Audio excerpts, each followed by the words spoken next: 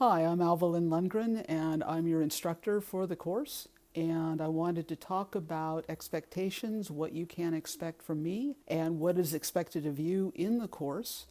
And just basically give you a run through, kind of an overview of what we're going to be dealing with this term, and talk a little bit about the overall approach that I take with design and in my own design practice. I am a graphic designer and illustrator.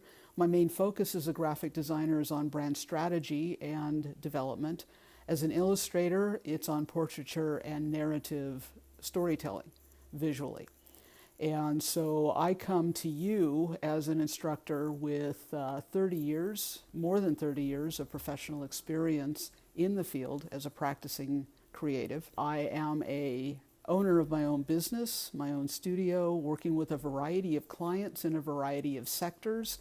I work with authors and publishers to develop books and author platforms and branding. I work with business clients and nonprofits and institutions to develop visual branding and brand strategy. And as I said, I've been doing this for over 30 years, so I come to you with a lot of experience to offer and a lot of insight and hopefully a lot of wisdom. So please feel free to reach out to me when you have questions about design practice, or anything we talk about. You can look me up at alvalyncreative.com. That is my design website. My illustration website is alvalyn.com.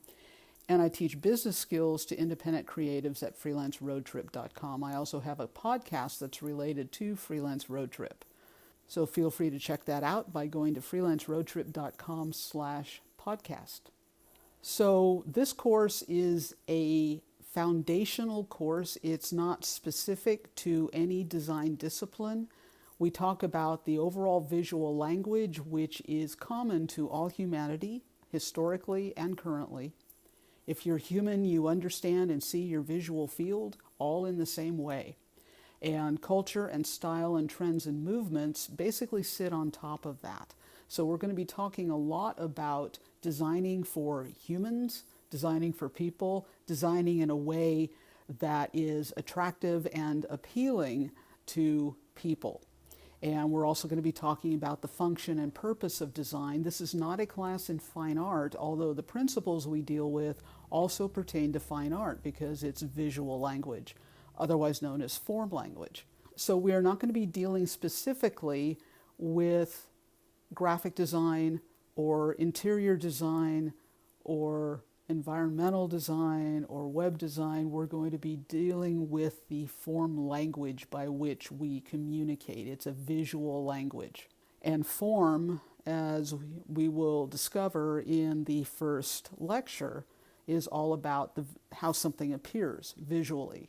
What color is it? What's its shape? How big is it? And things like that. We focus in this course on two-dimensional space, so everything is kind of flat. We have height and width. We will also be dealing with your creative process, your design development, your target in terms of setting the problem and the goals for a project, and staying on track to meet those goals, and the design process and the component parts that go into that, so that you can develop your own design process that is repeatable and sustainable throughout your career. The habits that you form in design development and design thinking now will carry you through all the days of your life professionally. We will also be talking about critical practice and critique. You will be engaging in critical practice, which is looking at things from a design point of view, breaking them down, analyzing them. What principles, what elements do you see at work in the design? We will be talking about context and content. We will be talking about how to observe things and pay attention to things in a way that's different than the general population, because we need to see everything as designers. We need to understand everything that we see from a design point of view in order to be able to design. And we also don't design out of nothing. We don't design ex nihilo. So everything that we are inspired by, everything that catches our eye, that all serves as fodder to spark us, to spark our thinking, to spark our problem solving as designers. And as designers, we are not here to express ourselves. This is not, I'm going to do what I want to do because that's what I feel like doing, or that's what I think is best, just because that's what I want to do. This is not self-expression. This is problem solving. This is serving needs. This is meeting people's needs through creative work. So we are creating things in order to serve people.